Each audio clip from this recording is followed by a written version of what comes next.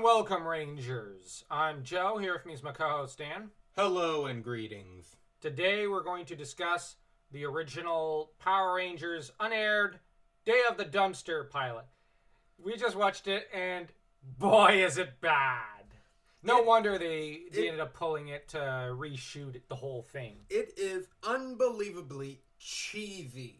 Now, Power Rangers has always been cheesy, and I actually like the cheese in Power Rangers ordinarily, but this was just bad. Cheesy to a cringe-worthy level. Yes.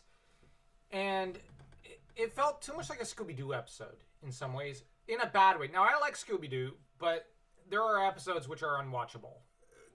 Maybe the comparison should be made more to Adam West Batman. Part of this looked like a combination between the 50s and the 80s. Yeah, and not in a good way. Yeah. Now, that said, the fight with the bullies was stretched out for too long. That was half the episode. Mm-hmm. You have Jason, who kind of looks a little weird with a different haircut. You have, Zach looks the same. Mm-hmm. Kim looks the same. Billy has a different haircut and doesn't exactly look good with him. Now, the biggest, most glaring difference is in the aired pilot, we had Thuy Trong, who played Trini, but Audrey Dubois plays her in this version. And I'll say this. Her character was really sassy and was really good. I actually think she did a good job as an actress. Mm-hmm. She was probably, I hate to say this, but she was probably the best performer on screen for this episode. Outside maybe Walter Jones. But Walter Jones... It's like Walter Jones. He's just the most charming guy on the planet in some ways. So, and yeah, no one can almost outdo him. I'm glad that they changed up aspect of Zordon. Bulk and Skull needed a lot of rework. Yeah. I didn't mind how they portrayed Jason and Kimberly. Kimberly, I found there was too much comedy there. Yeah. It's like... with the whole bowling ball and everything. Mm-hmm. As much as that was a little silly... For me, it went a little... It got stretched out for too long. Yeah, it's like the fighting in the bowling alley went on, as you said, too long. And as for Jason, he was one of the factors that did save the episode to an extent, but it felt like he was a bit of the bully by beating up on Bulk and the others.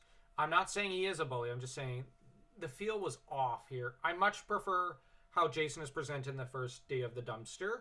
Mm-hmm. Where he's more trying to teach a moral lesson to Bulk. Bulk doesn't listen and kind of has it coming, and Jason does not.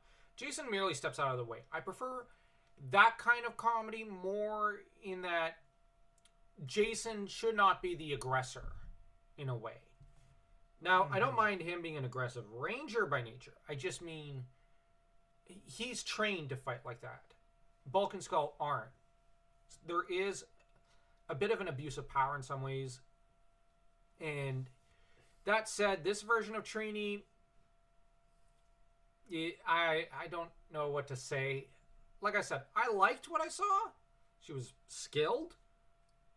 But I'm just left going, okay. Now, I just think it would have been a little interesting, but different with how things might have played out. Mm-hmm. Now, maybe we would have had a sassier Yellow Ranger initially, and she would have been a more aggressive character, and that could have been interesting. Like an earlier version, in some ways, of Aisha. I see shades of Aisha already being woven here, and it seems like the writers wanted to write that kind of Yellow Ranger. That said, they ended up more with the peaceful Mr. Miyagi type character that was Thuy's Trini, which has its own strengths. Mm-hmm. It was a bit of the opposite. Yeah, they started off with a sassier Trini, then they went to the more peaceful, passive one. And I don't know which one I like more. Now, I think there is a lot to be gained from Audrey Dubois type of sassy character. That said, we got what we got, and I don't know if it's fair, like you said earlier, to compare a girl who got, well, a 25-year-old woman, I should say, at the time, a lady who got one episode, maybe half an episode, technically speaking, because she wasn't really the focus of half, although she did better than the other Rangers, except Jason and the Putties initially, so that probably would have played a role in her story. Whereas the one we did get got about 50 to 60 episodes to appear in. Mm-hmm. Even if she only starred in like 13 of them. That's still 13 more than what this lady got. And it would be unfair to compare them too much. Mm-hmm. It's a pity that they couldn't get her into a later season. I would have loved that. Exactly. Maybe bring her back in. Okay, I'm not trying to bash the Ashley actress. Maybe get her to come back for that season, or I don't know, the Turbo season, or as a, I don't know, like maybe bringing her back in for a future season would have been interesting. Yeah, mm-hmm. I agree. Too much of this episode was spent on the theme song it felt, and on the bully fight at the bowling alley. It felt like a Disney tween sitcom. Yeah, which it didn't quite capture the feel of Power Rangers, and the morphing sequence wasn't.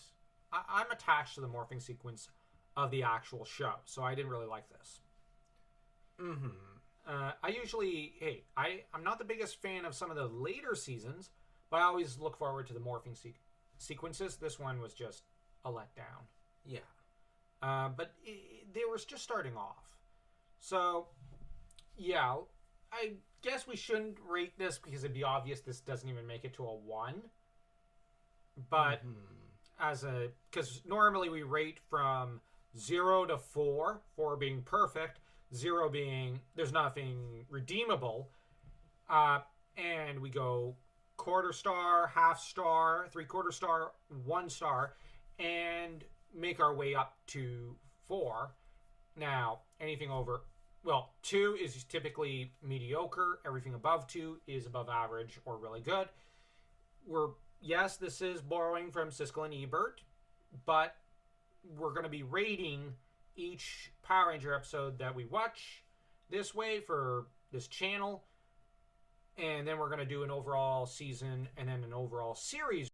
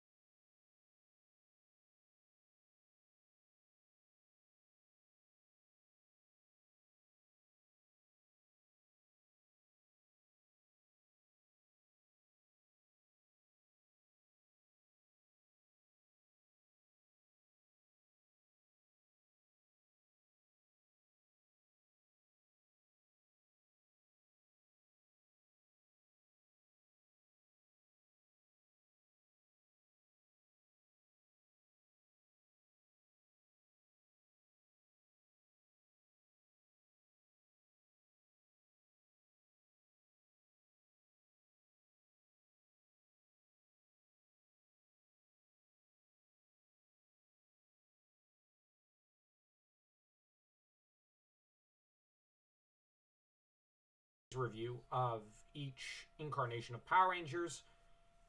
So buckle up, here we go. And remember, Rangers, may the power protect you.